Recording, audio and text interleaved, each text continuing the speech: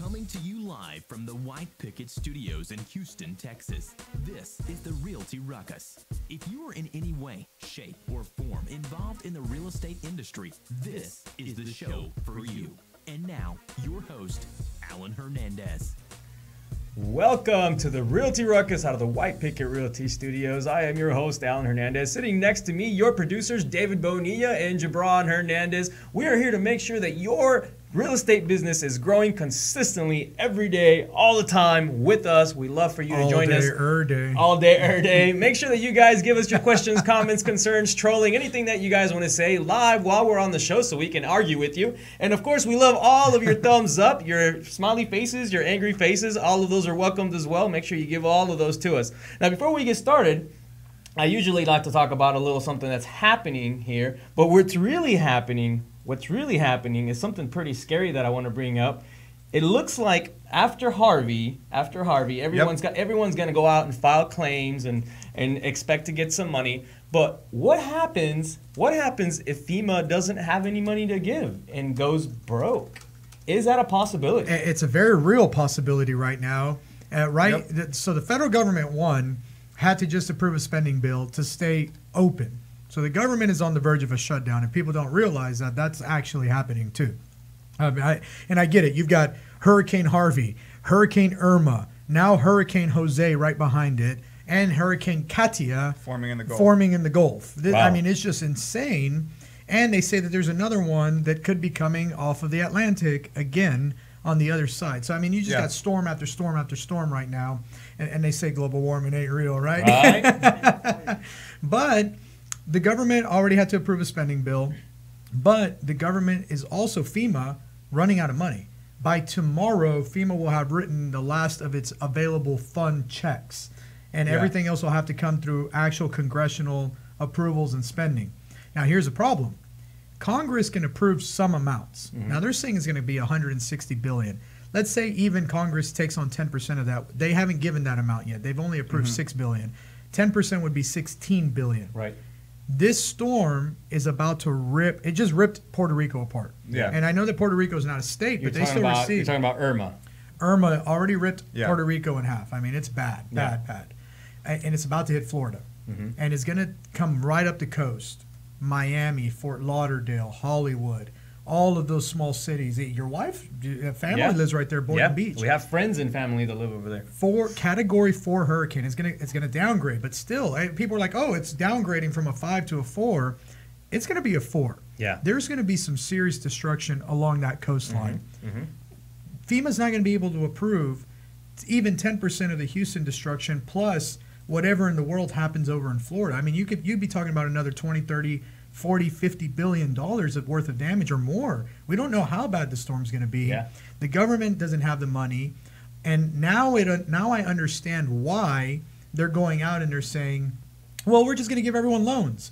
We'll give everybody a loan at 1.5% or 3% interest, but you got to qualify on top of it. Yeah. Well, a lot of these people don't qualify for loans. Yeah. It was hard enough for them to get into that house that they're in. Exactly. And because it was not in a flood zone, they didn't buy flood insurance, and even some people that were in flood zones didn't have flood insurance. Mm-hmm. And we're hitting a big financial problem. Mm-hmm. This is going to be a huge financial problem, and I say it huge because it's a presidential problem here. It is. He's going to have to find a way to solve this. Mm-hmm. And it's very unfortunate that I think this is the first time in the history that we've had 2 major disasters in the same year, natural disasters, that amounted to this amount of damage. Like Houston damage is unprecedented. Yeah. Oh, yeah. And now you have Florida, which is also going to be more than likely unprecedented. It's one of the most powerful storms ever to make landfall. Mm-hmm. And not enough money to cover the damages. Not enough money to cover any of those damages. And what's scary is that FEMA is saying they're expected to run out of that available fund. So they do have a reserve of another $1 billion. That's the actual FEMA reserve that's put in there at the beginning. Which Congress has to act upon. Correct. But the fund that's made available is already going to run out. And what's scary is they're saying it's going to run out of money tomorrow. So by tomorrow Friday, when they write all those checks tomorrow, and they've already written a lot of checks. I know, for instance, some of the people that I know that were affected by the storm have already received the FEMA money in their bank account. For the hotels and things like that, right? Or was this actually for the damage? I'm not sure, to be honest. Because I've heard of a lot of people getting rejection letters already from FEMA saying, hey, sorry, you make too much money. Yeah. You won't qualify for any FEMA assistance. That's insane. And you're talking about, look, let's think about the houses here in Houston that got destroyed. You have Cinco Ranch. Yeah. Cinco Ranch is not a bunch of poor people. Yeah. It's not low income. Yeah. Cinco Ranch is middle America. I mean, they're making 80 to 150 grand a year. People live in Cinco Ranch. You have Kingwood. Kingwood is certainly not a low income area in Houston. You've got middle to high income there. Yeah. Same thing with Meyerland. Meyerland's middle to high income. Yep. And these are all places people are not going to qualify. And I guarantee you, people don't just have an $80,000 rainy day fund. No, I mean, of course people's not. rainy day fund might be a couple thousand. Even if you have a lot of money, your rainy day fund might be 10 grand. But we got to go to a commercial break. I'm being told by Brandon. Brandon's saying, hey, stop talking, shut your mouth, get us to commercial break. Quit ranting. This is supposed to be my rant. It ended up being BB's rant today. The BB rant. You heard it first on the Ruckus. Thank you for listening. We will be right back after this break. See you then.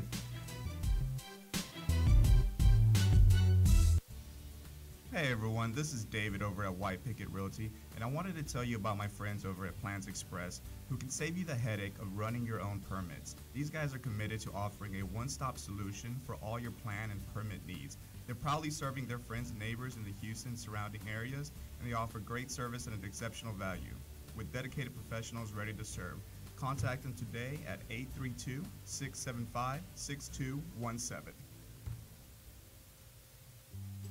Hey Houston, this is Alan Hernandez, and I want to remind you guys to visit our friends over at Quest IRA to learn everything there is to learn about investing with your IRA. Now, if you haven't been over there recently, you have to check them out. They have free educational classes, networking opportunities, the ability to tap into $1 billion for your real estate investing deals. These are the guys to know when it comes to learning about this kind of stuff. You want to make sure you visit them and check them out over at www.questira.com. Again, that's questira.com. Stop searching and start staying in the know with our Houston Real Estate Events page on Facebook. Follow us by searching at Houston Real Estate Events to stay up to date on the latest events for real estate in the Houston area. If you're interested in having your event on our page, please email me at david@whitepickettrealty.com. Again, that's david@whitepickettrealty.com. Non-paid events only. One more time, find us on Facebook at Houston Real Estate Events, and we'll see y'all at the next one. What do you love about White Picket? I love that we work together as a team. I love being professional while having fun. I love the innovative approach we take every day. I love the support we get to grow our business. We love White Picket. And I love empowering the next generation of realtors to live life by their own design. If you're looking to grow, come grow with us. Email join@teamwpr.com. Again, that's join@teamwpr.com.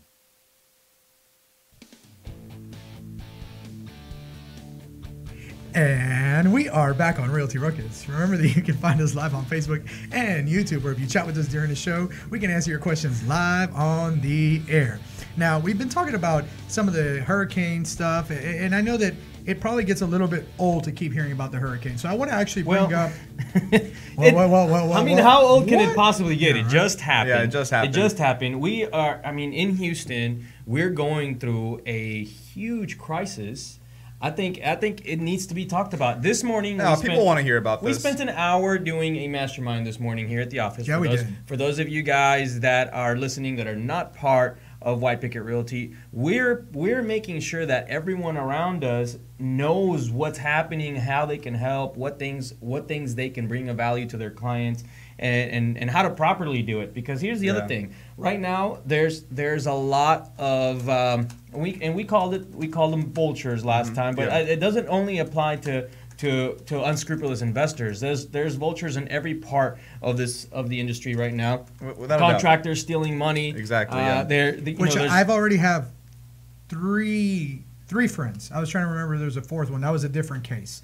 But 3 friends already from this storm contact me that a contractor ran off with about $1,500 of their money. Yeah. They give it to them down, and now they're like, what can I do to make the contractor answer the phone? I'm like, I hate to break it to you. They're done. But that person is gone. Yep. They took your money and they ran with it. And I've seen even these huge professional companies, like everyone knows ServPro, right? The restoration company. Yep. And they've been caught, some of their employees have been caught on video stealing items out of a home. No way, really? Yeah. So it's really tough out there for people to feel like they can trust anybody. And you can't trust a national company like I'm sure they're insured and bonded and everything as well, but it still sucks. I mean, at least with a company like that, you have some sort of way to recover. But what if they sold something that's invaluable to you, That's some true. type of memento? Or what if you don't have the video and then you can't prove it? That's true. Then that person was lucky because they had that video. Their insurance is going to be like, well, maybe you lost it in the storm. You don't know that they stole it. That's very true. And if you can't prove it. Most importantly, though, it's about what's happening out there with people taking advantage of people in crisis. So it's making sure that doesn't happen, and then bringing the right resources and value to those people, the right answers. Like you mentioned this morning, Jabron, if there's a contractor who just came in from another state and they're here to help with all of the destruction, this and that, and they're going to give you that sob story, and they're asking you for 50% down on a deal. Hey, look, 50% down if they're just changing your carpet, maybe that's acceptable. You're changing carpet, you're spending $3,000 to $5,000, and they say, hey, I need 50% down to go buy the material. Fine, maybe I'll trust them, but I want to know that they're actually reputable. I'm at least going to call a few references. Yeah, sure. But if you're coming in and I've got one of these houses that took 3 or 4 feet of water, and you're looking at $80,000 to $90,000, $100,000 renovation, and the contractor's like, well, in order for me to put you on a schedule, I've got to have 50% down. Yeah, I'm going to tell that guy to go fly a kite. Mm-hmm. I mean, why in the world would you ever give somebody 40, 50 grand down to get started with the project? Yeah. No contractor is going to go out and buy 40 or 50 grand worth of material. Mm-mm. Find somebody that's being reasonable. Call the references, get people that you trust, get people that your friends have used, get people that their friends have used. Mm-hmm. I mean, you want to have as much trust in this person as possible. Yeah, and the other thing is you should be getting at least 3 resources. Absolutely. At least 3 contractors for whatever it is you're trying to do. And if someone comes in substantially lower than the other ones, run. Red flag, turn around, run away. Oh, and I know so many people that they see that really low number come in, and instead of running, they're running to find their checkbook. Yeah. To see where they can sign on that line and get, I better lock this in. But he didn't realize the mistake that he made. They did that on purpose. They're baiting you. You mentioned something this morning that I thought was interesting. There's companies that will come in and say, here's my bid. It's a super low bid. It attracts people to say, okay, fine, I want to do it. Yeah. And it may not require the 50% down because they know about that red flag. They may say, hey, I need $2,000 to get started. Yeah. And then you never see them again. They do that with 100 people here in Houston. And that's 200 grand. Mm-hmm. That's all they need to survive for the next year. Mm-hmm. And they'll wait for another disaster. They'll drive from here straight to Florida, waiting for their Irma victims, and then they'll do the same thing there, and they'll get another 200 grand. Mm-hmm. And here's the thing. Look, it's pure, straight theft. Yeah. But go file a claim with the Attorney General. Go tell the Attorney General about it and see what they actually do. Those little $2,000 at a time is nothing. If people are getting more stolen on their credit cards than that $2,000. You fall to the very bottom of that pile, and good luck because you wrote a check. That's the hardest part is when you write a check, there's no getting it back. Yeah. Exactly. And so you just not have like you can call your credit card company. Yeah, you can't call your credit card company. They're going to be like, well, you legitimately wrote a check. Now you have to file a lawsuit against them. Now you need to go to the Attorney General or go to the police. And guess what?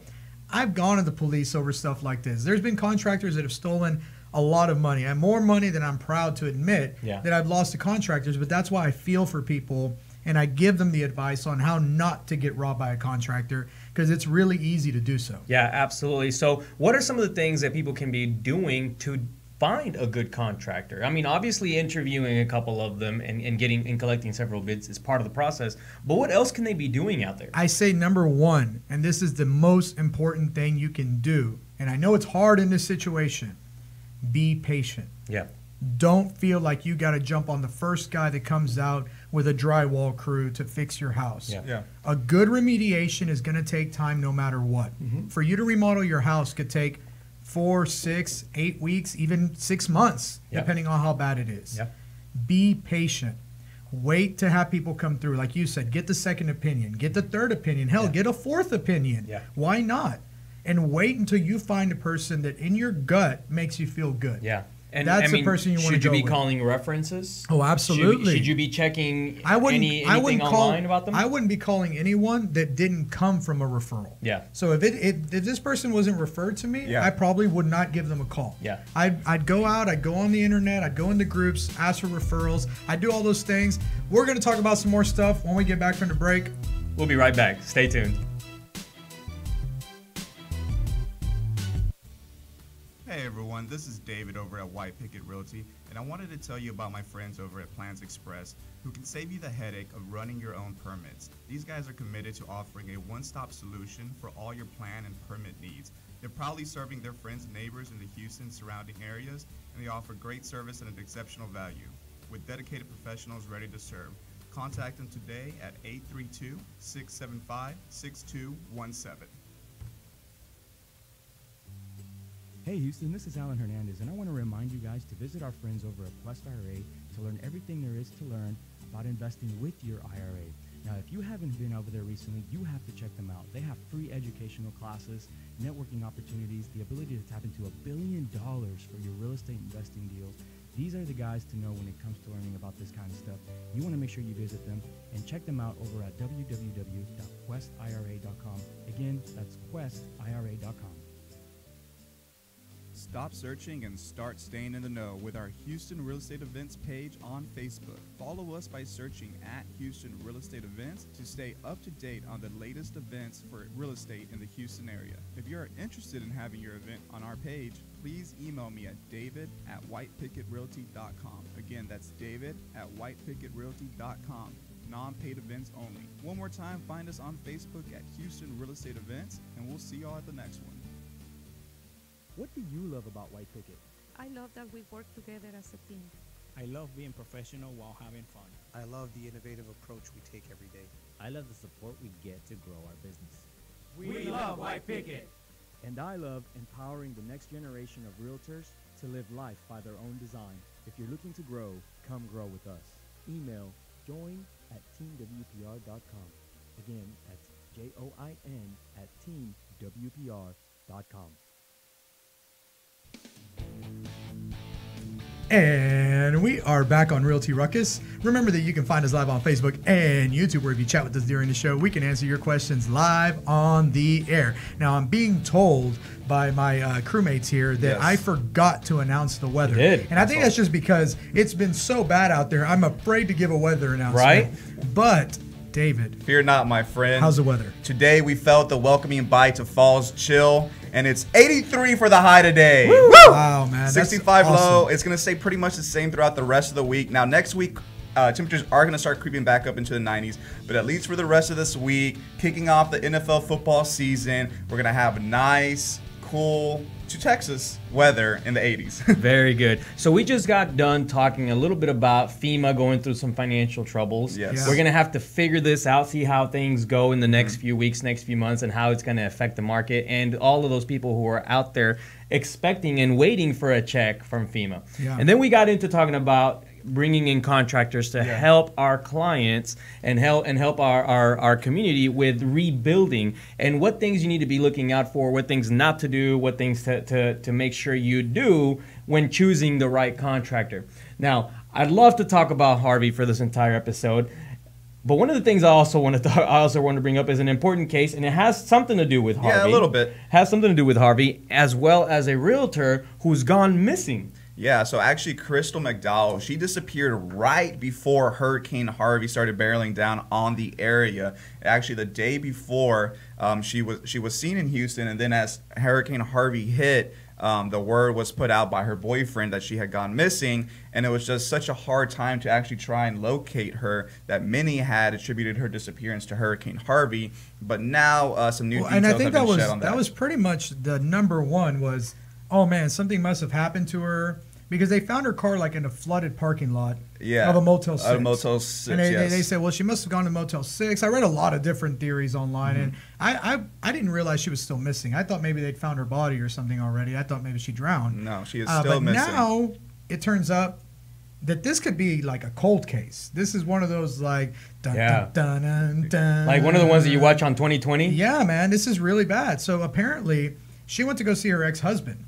and pick up the kids. And then from there, they never saw her again.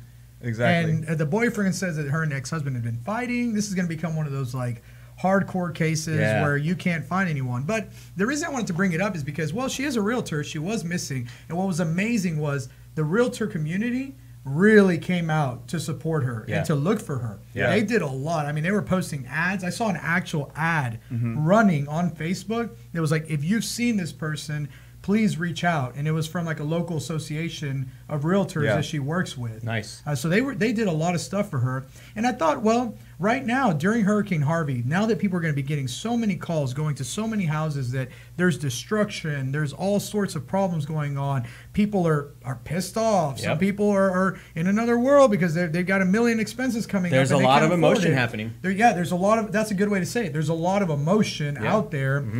What can realtors be doing to make sure that they're staying safe and not winding up on a Facebook ad searching for them? Yeah, there's no doubt about it. And a couple of shows ago, I talked about how incredibly dangerous it is to be a realtor in today's world, and how it really affects you when you go out there and you run into and have one of those close to death encounters. Whether it's the 300-pound pit bull that attacked me or the people that disappear like this. And yes, I did say 300 pounds. I know. And he gained 100 pounds since last time I spoke about him. Man, he's getting really big. That's not even a pit bull anymore. That's just a little baby bull. It's something that happens when you're in real estate. There is a certain amount of risk. So I think staying safe is really important. You're right.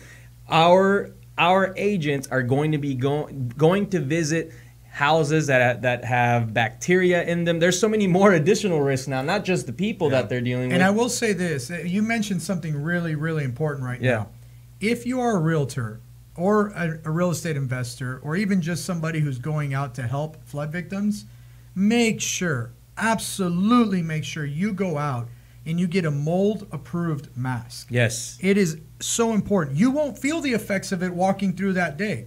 You might walk through and be like, oh, I'm fine, I'm tough. I'm tough as nails. Nothing can hurt me. You won't know the effects until a year later, 2 years later, 3 years later, when you've got a weird cough and you're like, man, I don't know what I can do to get rid of this weird cough. And then you find out that it's because you have mold spores that are in your lungs that are literally eating away at your lung tissue. I mean, I took necessary precautions when doing cleanup for my wife's grandparents' house. I had the gloves on, mask, made sure I wasn't touching the water and whatnot. And even I got sick afterwards. I'm not sure if it was to that, but I'm going to go ahead and attribute to that. I mean, what else could it have been? Just being out in that dirty environment, and it wasn't fun. And so it's definitely a threat and a danger to the real estate community. Mainly. You're right.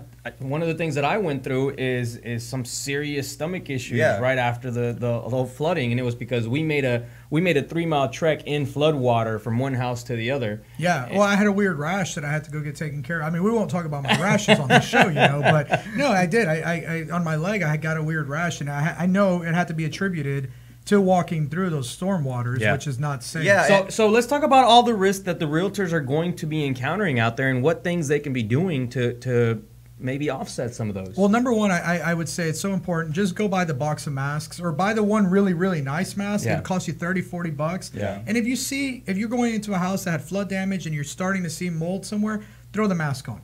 It's the safest thing that you can do. I can tell you from firsthand experience, a few years ago, not a few years ago, this was about 6 years ago, I walked through a house that was so bad with mold, you could almost see the walls breathing. Like they literally were moving because the mold was about an inch thick on either side. And I walked in there and out of there almost immediately. And by the time I got home, I had a cough. And it persisted for about 2 months, that cough. And I wound up having to go to the doctor and get antibiotics for it. What people don't realize is that in a house with mold, it's not just necessarily on the walls where you see it. It's all in the air. There's mold spores that are throughout the house. I think that's the biggest misconception. I think you bring up a great point. People walk in, and just because they don't immediately see it, they think they're safe, or the mask is uncomfortable. They haven't seen anything, so they think, all right, we're good. But almost, a lot of times you walk into these homes and you can feel, like you said, you feel it. You can smell it and feel it in the air. Oh yeah, and mold has a very, very strong smell. I mean, even a little bit of mold makes a huge smell. When it's a whole house, you walk in and it'll make you start coughing almost immediately. And it's so bad for you. You don't realize the bad effects that it can have, all that scar tissue it creates when you're coughing and all of that can lead to cancer down the road. I mean, it's not about the effects today, it's about the effects down the road. Now, that's like the what do they call it? The biohazard side of it, right? Mm-hmm. But now we have to talk about the human side of it. Yeah. You're going to go out there and you're going to be meeting with people that are emotional, people that are upset and pissed off and whatever. What do you need to do to be safe? Well, here's the thing. The people that you're going to be meeting with right now, they want you to give them really good news after all of the stuff that they've gone through. Yeah. Unfortunately, there's not going to be a lot of that right now. You know, there's going to be you having to let someone down very easily on what, one, they can realistically expect for their house after it's been flooded. Yeah. And we're going to talk a little bit about that here in the next segment of the show. Yeah. The other thing is what kind of expenses they're going to have. How much can they really expect to make? Or maybe they're not going to make anything. Maybe they're going to be upside down on their mortgage. Yep. Maybe they're going to have to go through a short sale. Maybe they're at the risk of losing the house, period. And going through all of those emotions. I mean, can you imagine having to deal with that and then having someone come over there and not give you that the words that you want to hear? Yeah, you know, that's rough. But you know, it's necessary that we're there to give them facts, inform them, give them resources, and give them facts. So I think that's where we come in, and that's where we can provide that value that I think they're looking for. So I have to ask a question, and this is because we live in Texas. Texas is a right to carry state.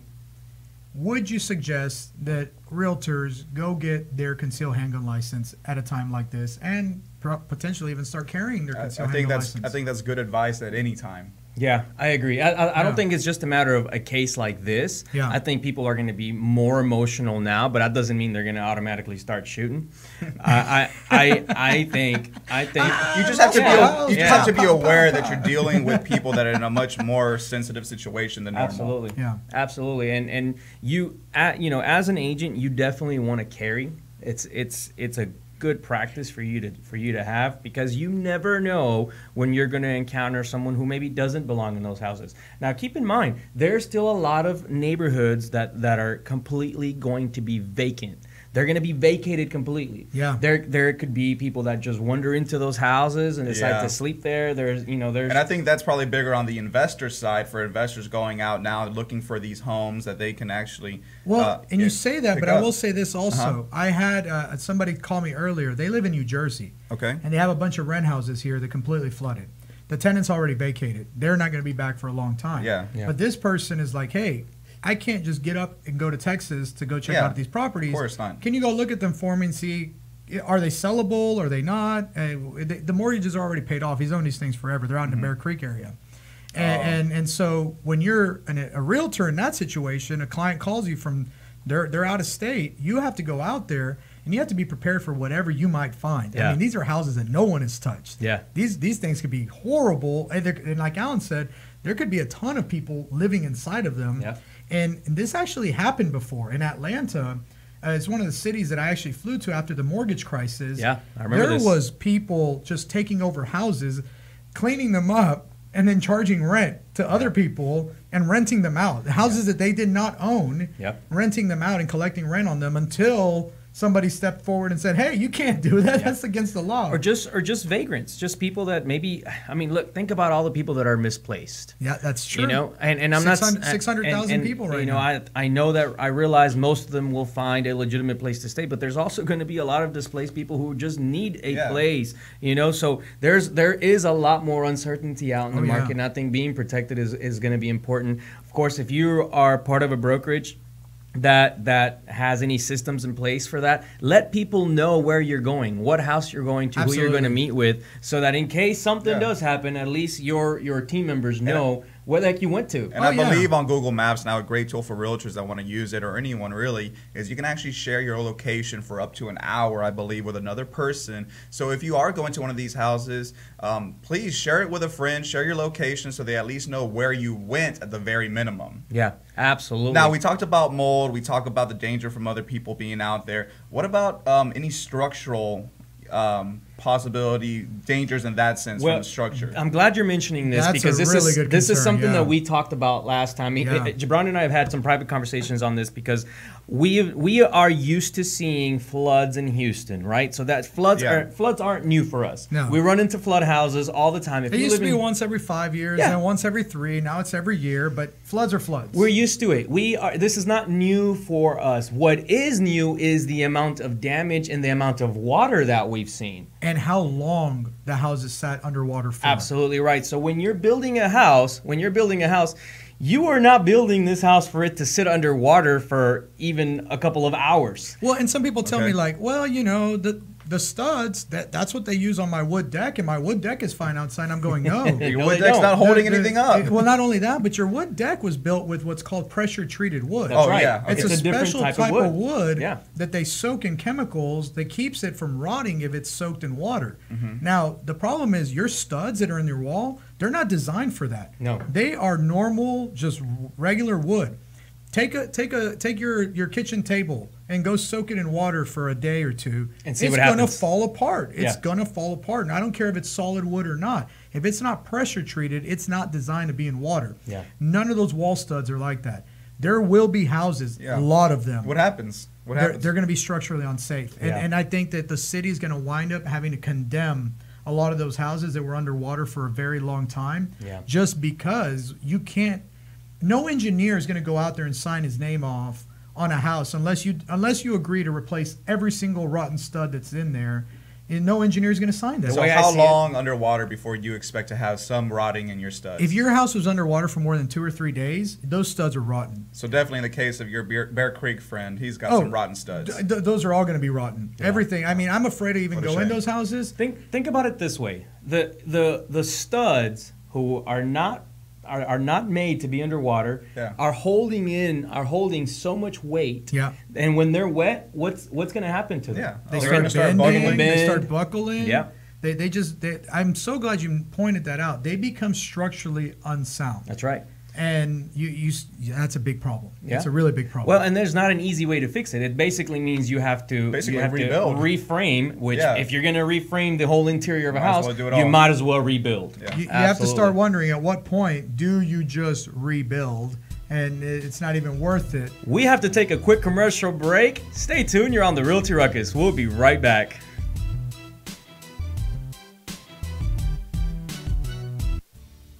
Hey everyone, this is David over at White Picket Realty, and I wanted to tell you about my friends over at Plans Express who can save you the headache of running your own permits. These guys are committed to offering a one-stop solution for all your plan and permit needs. They're proudly serving their friends and neighbors in the Houston surrounding areas, and they offer great service at an exceptional value.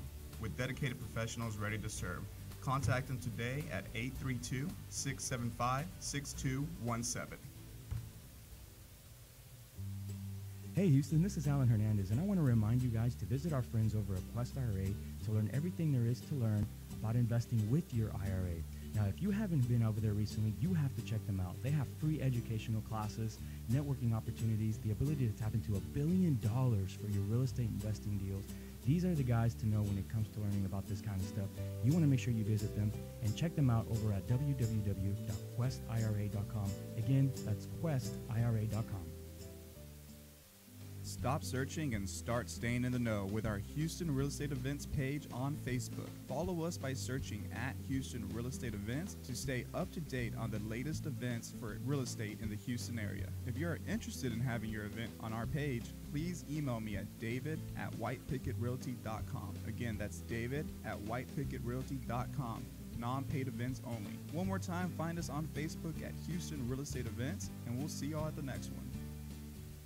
What do you love about White Picket? I love that we work together as a team. I love being professional while having fun. I love the innovative approach we take every day. I love the support we get to grow our business. We love White Picket. And I love empowering the next generation of realtors to live life by their own design. If you're looking to grow, come grow with us. Email join@teamwpr.com. Again, that's join@teamwpr.com. And we are back on Realty Ruckus. Remember that you can find us live on Facebook and YouTube, where if you chat with us during the show, we can answer your questions live on the air. Now, we've been talking about Hurricane Harvey. We talked about some safety tips. We're giving people good information on what they can do after a storm. Now we're going to be a little bit, I'm going to go into our Nostradamus bag here, and we're going to make some predictions going forward. One of the biggest ones that I keep getting is, what the heck is going to happen with the Houston housing market? Is it going to go up in price? Is it going to go down in price? What's going on? And here's what's crazy. Just a few months ago, we predicted multifamily was going to have a huge crash. I mean, and it did. I mean, we weren't wrong about that. Multifamily, from the top down, it was still plummeting, starting to see a huge crash. If anything could have came to save multifamily, it was a disaster. It's a huge reduction in supply. Oh yeah, I mean, you just destroyed. Because that was the problem, oversupply. There was an oversupply at that time. Yeah. But I know, for example, I know someone with a 1,200 unit apartment complex, done, all 1,200 units. It's going to take them 6 to 8 months to get that rebuilt. Wow. All those people are displaced. They're gone. They're leaving. Yeah, and they probably can't buy. They're going to have to rent again, and that's 1,200 new families or people that will have to find that housing. So exactly, and that was a Class C. So those people, I mean, Class B, Class A, they're going to start giving incentives to get all of these hurricane victims into their places. I've even seen some Class A's offering 3 and 6 month leases. Yeah, that's unheard of for a Class A to offer that. Yeah, but they know that that's what's in demand right now, is that short term. Yeah. And once people are there, you get comfortable. Yeah, your apartment complex is ready again, but man, this one only costs me a little bit more, and it's a lot nicer than where I used to be. And it won't flood. Yeah, and F that place. That place floods. I don't want to live there anymore. And that's how people get to where they stay at the new place that they're at. They re-sign a new lease, and they stay there for another year. So David actually got some good information from previous floods that have happened here in Houston. I want you to share that with everybody. And it was an article put out by, how do you pronounce this, Reuters? Reuters. There you go, Reuters. I can never get that right. So anyways, after Tropical Storm Allison and Hurricane Ike, respectively in 01 and 08, we did see some increases in rental prices. And for Tropical Storm Allison, when it hit, it caused rents to spike in the area 6.1%. And Ike in 2008 caused rents to be raised by 5.7%. So in the past, what we're seeing is it looks like a rental spike of about 6% in prices. So, okay, so we know for certain rents are going to go up. Do we know how many people were displaced from those storms? I can take a look. Let me try to do a little bit of research. I see that it's almost like we need a full research team here on the show now. We're gonna need, the way ESPN has the Schwab, the Schwab, the guy, the real smart guy. I need that guy for real estate here. Where's Dr. Ted Jones when I need him? But it would be interesting, because I bet that you could take a ratio of the amount of people that were displaced and figure out what the rate was at the increase. I would say you're looking at about a 10% increase. That's what my guess would be. If a place was renting for $1,000, it's going to go up to $1,100. If it was renting for $2,000, it's going to go up about to $2,200. Yeah, and you know there is a limit on what you can increase because of the way the laws are set up. Yeah, the price gouging laws, they're actually saying that you don't want to go beyond the 10%. Yeah. Inevitably, there was going to be some people who do it. There's going to be complaints filed. Sure. And we'll see what happens with that. But on average, reasonable, I think it's going to be about 10%. You've got a lot more people displaced from this storm than any other storm before. Right. It's just, and it hit in such strange areas. That's the thing, you know. And we talked about this on the first segment, but it hit in areas that are more affluent. That they have more resources. So Allison affected, damaged or destroyed 70,000 homes. And so what was the we're about 120. We're about 120 right now. Okay, so almost 50%, almost double. Yep. So. And it only went up by approximately 6%. 6%. So we have probably about double the amount of refugees. So I'd say, you're probably right in that 9 to 12% area. Yeah. But because of the laws, people are going to probably push that limit right at 9%. 9, 10, yeah.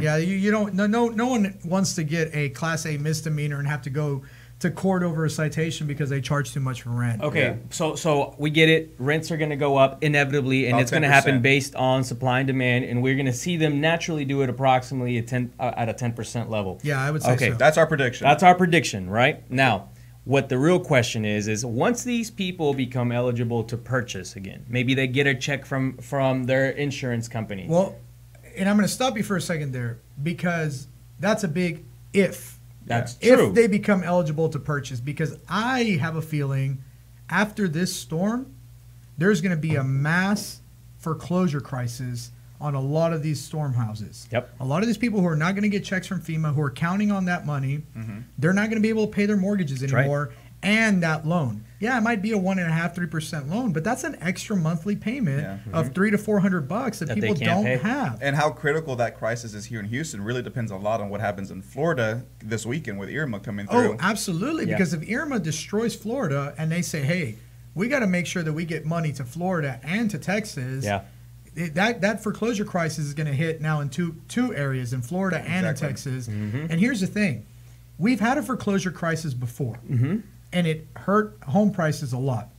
But what happens in a foreclosure crisis of flooded homes? That's right. Now you have a bunch of houses out there that are molded out, that are mildewed out, that have nobody living there, that have a bunch of problems, and they're in foreclosure. Yeah. I mean, the banks are looking at like their doomsday scenario on foreclosures. It's going to be really bad financially. I can tell you the banks are sweating bullets right now. Oh, for sure. They're sweating bullets because they realize there's going to be a large portion of the population who, like you said, just simply will not have another way out. Yeah. They will owe more than what someone is willing to pay. They will owe more than what an investor is willing to give them cash. And they know that at some point, that property is just going to have to come back to them. Yeah, absolutely. And I've already heard, and this is not confirmed. So let me make that clear. This is not confirmed. Not confirmed. Not confirmed. This is fake news, but it could be real news. I don't know. That banks are going to start requiring certain banks flood insurance in Houston Metro. Yeah. Period. Honestly, I can definitely see that being the smart move for banks. Why not? Obviously, the flood maps aren't going to tell you where the proper risk is to assess. No, I mean, the flood maps, assess the risk all over the place. We've already figured that out. The flood maps are complete BS. You got like 6-7 areas that are 100-year floodplain that got no water in this storm, and areas that are 500 at zone X that are 8 feet underwater. So that's throw those out the window. Yeah, we know that those aren't going to help us determine whether houses are going to flood anymore. So I think you're right. I think it's at this point, or from this point forward, it just makes sense. Now, the question is, most flood policies, in fact, almost all of them, are covered by FEMA. So FEMA's out of money. How is that going to help you guys anyone? are bringing up a lot of good points because we were talking about rental rates, right? Now, after Katrina hit New Orleans, prices shot up for the homes that were still available, and we're seeing the same thing here in Houston. Now, add on top of that the requirement to add flood insurance, and now you've affected the affordability of homes massively here in Houston, when there was already a glut due to that. Yeah. Well, not in only certain that, segments of the demographics. Absolutely, and you guys know that there's a website that I love called How Money Walks. Yeah. I can't wait to see what that website looks like here in a couple of weeks, because you had a bunch of people coming to Houston. If you're anywhere in the country right now and you were considering a move to Houston and you're looking at all these pictures of Houston completely underwater, you're like, cancel that trip. I don't know about that anymore. I had one. I had somebody staying at an Airbnb who came here to see Houston because they're about to make a move here. They were here, unfortunately, in the midst of the storm. And before they left, they were like, I don't think Houston is a place for me. I can handle snow because it's not destructive. But I don't know if I can handle being flooded every year. Exactly. And I'm going, that is going to have an effect. I think we're going to see a whole lot of that. I think we're going to see a lot of people saying, I don't think floods are for me. And they're either not going to come here if they're thinking about it, or they're going to move away. The day after the flood, I looked at you and I said, this is too damn stressful. It's too stressful. Every time the water starts to rise, my heart is beating. I got my anxiety. I got all these problems in my head. I'm like, oh my God, everything's going to flood. Houses are going to flood. Our office is going to flood, which it did. It did, and it's horrible. And I even told you, I said, man, maybe we need to consider getting to a place where we don't have to deal with this kind of BS all the time. Imagine people who are not dealing with it. They're like, there's no way in the world I'm going to go get into that. Well, think about, all right, we didn't even have our personal homes flood, and we already understand that we're going to go through at least 60 to 90 days of recovery. So what about the people that did have their houses flood? You know, it's insane. It could be years. And just to give you guys one example out of this article of prices already going up.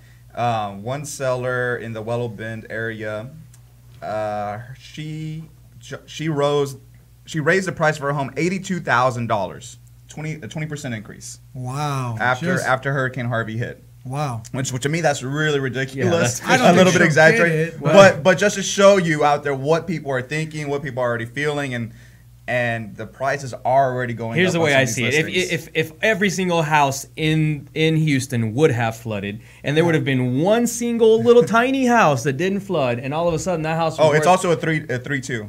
There you go. Yeah. Let's just say they would have asked $1 million for that house. There still has to be someone that's willing to pay for it, and there still has to appraise if they're gonna get financing for it. Yeah, and that's the thing. Right now, you know that appraisers are going to be super, super strict about giving values. They're not just going to give you a value because the house didn't flood. Yeah. That's not. No appraiser has that in their appraisal book. When they go get there, it's like, oh, did the house flood? You got to remove this much off of it. That's not in the appraiser book. Now, I know our viewers love BB's bold predictions. What is BB's bold prediction on actual increase on a home that didn't flood? So right now, we're still, I know that the flood hit, but people need to understand we're still in a buyer's market. That's right. So right now, there's still plenty of homes on the market for sale. Now, we got to go in and we got to wait until people remove all the ones that flooded. Yeah, and we don't know how many buyers are going to actually be able to come back into the market. That's true, too. After. So everyone keeps saying, oh, there's going to be this mass price increase. Well, it's going to be a while. Yeah. You got to wait for the supply to get down, dwindle down.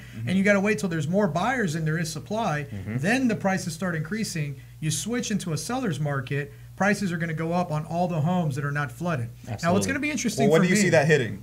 I think it's going to take at least 3 months. I was guessing around the same thing. It's going to be about at least 3 months. So right now, the turn of the year, we're going to experience. I think by January, you're going to start seeing a huge increase in prices on homes that didn't flood. Here's the thing: if you're a realtor out there or a loan officer, and you're thinking about taking your time off, as most realtors and loan officers do in December, you're making a big mistake.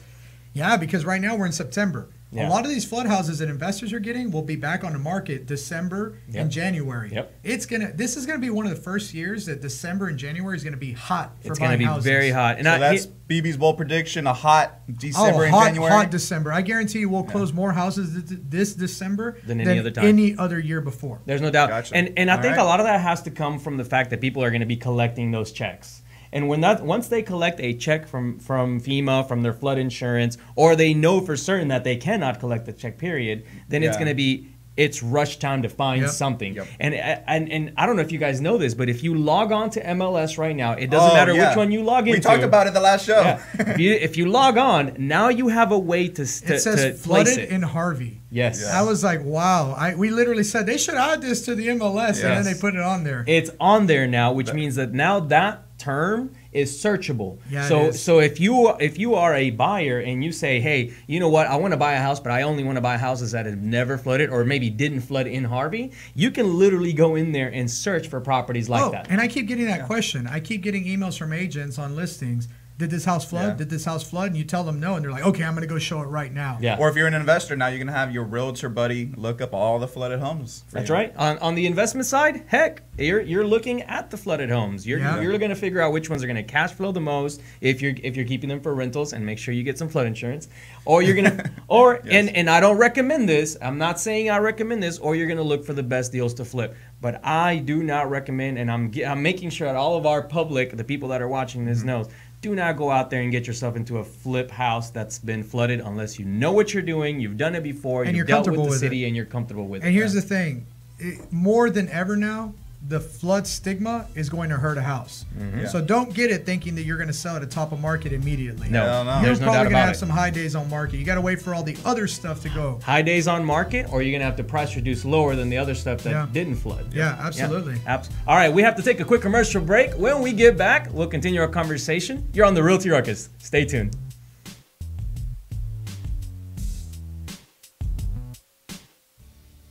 Hey everyone, this is David over at White Picket Realty, and I wanted to tell you about my friends over at Plans Express who can save you the headache of running your own permits. These guys are committed to offering a one-stop solution for all your plan and permit needs. They're proudly serving their friends and neighbors in the Houston surrounding areas, and they offer great service and an exceptional value. With dedicated professionals ready to serve, contact them today at 832-675-6217.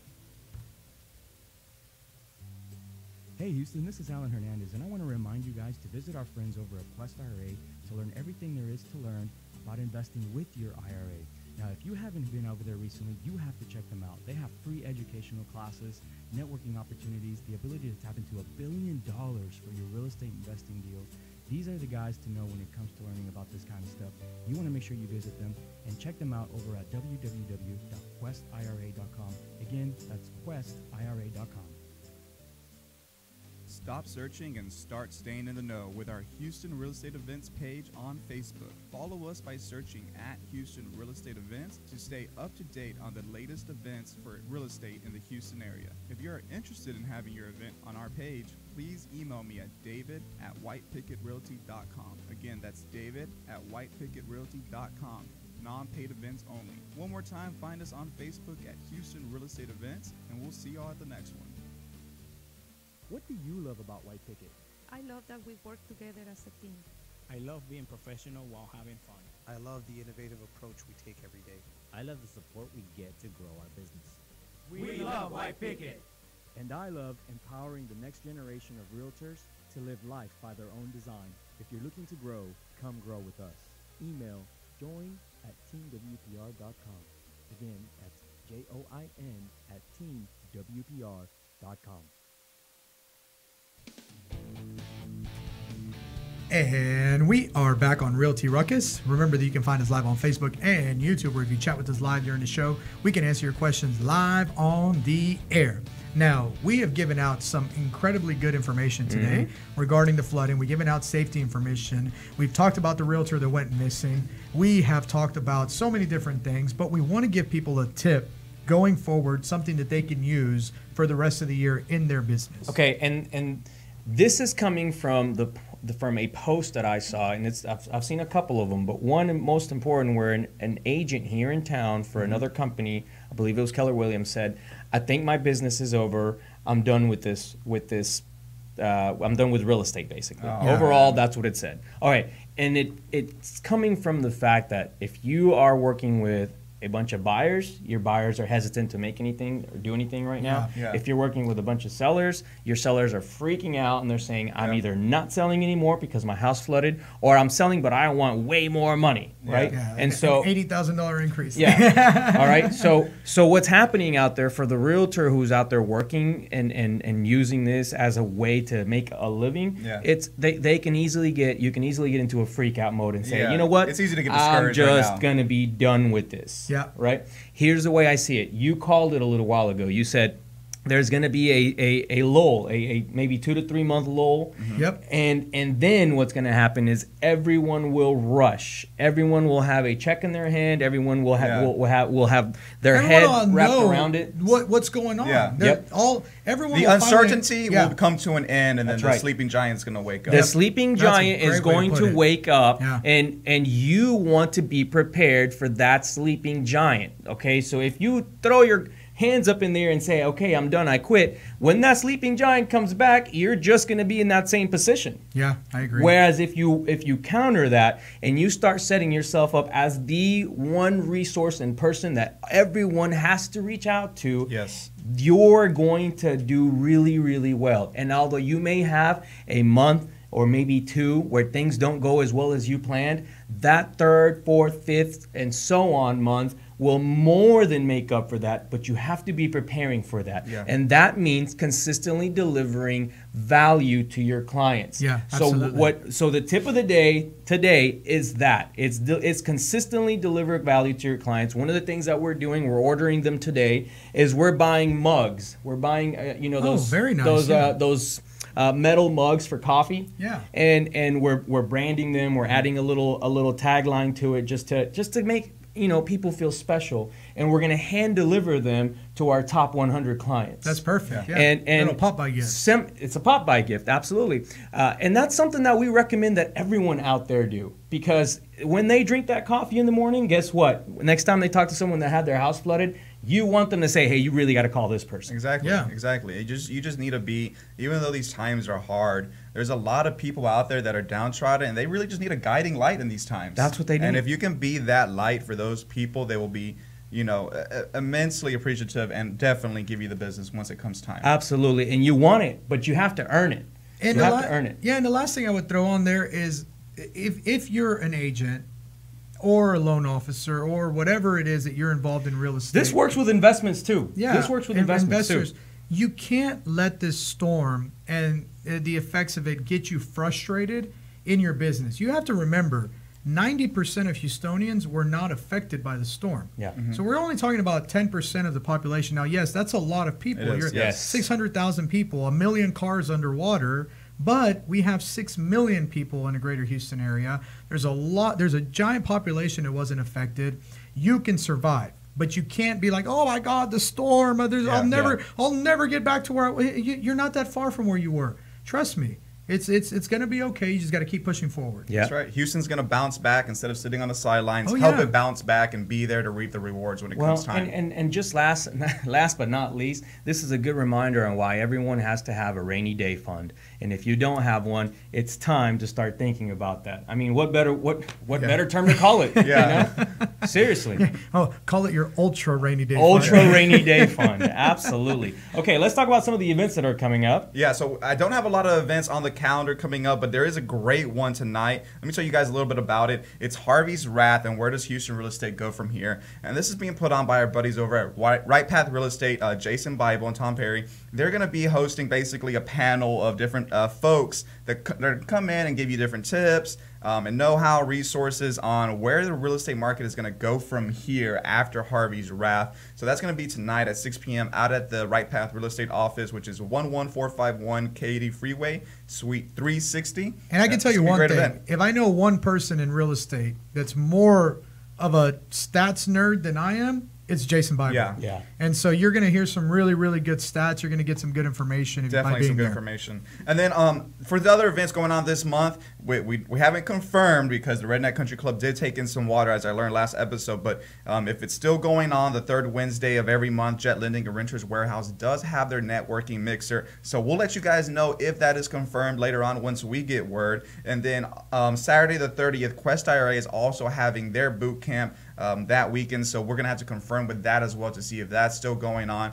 Guys, please subscribe to the Houston Real Estate Events page. We're going to be updating that with all the events that have been canceled, events that are popping up now that things have started to settle down, and that's a great resource for you guys wanting to go out there to events and find some more information on what to do now post-Harvey. And maybe just get out there and have a good time and relax a little bit, network. I think everybody needs a little bit of that. Get some good vibes. Hey, let me get back out there. Let me relax. Let me have a good time, and let me forget about some of the terrible things that have been going on. Absolutely. Yeah. And then once October rolls around, we'll have some White Picket events again. We do have our happy hour coming in October. There may be a house flipping bus tour. We'll have to see about that. That the storm affected that as well. So we'll see. So we'll keep you guys posted on that. I know that the Maya team is also setting up an event for realtors to teach them about the investment opportunities that are going to come up. Great. They've asked me to be one of their speakers, so we're going to let you guys know that's toward the end of this month. We'll also put that on the Houston Real Estate Yes, we definitely will. Calendar and keep you guys posted on that. For us, this week, we get a chance to head out to Dallas. That's right. Dallas, NAREP, Greater Houston, the TAR Realtors Association. TAR.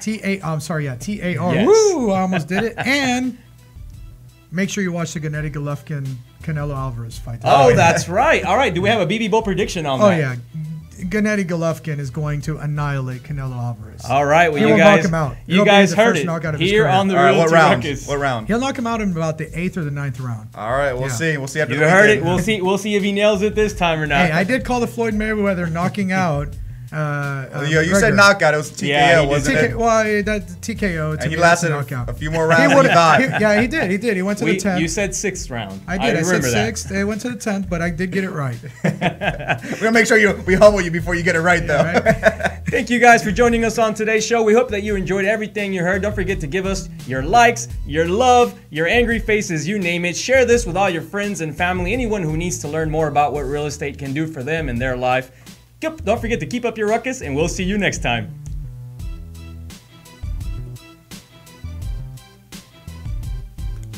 This has been the Realty Ruckus. Make sure to join us every Tuesday and Friday for new episodes. Find us on YouTube and Facebook for replays of previous episodes. I think we can start writing some ads on the Ruckus so we can make it really good. Thanks for listening. Realty Ruckus has been brought to you by Smart. Well, we already have 179 views. Which is low.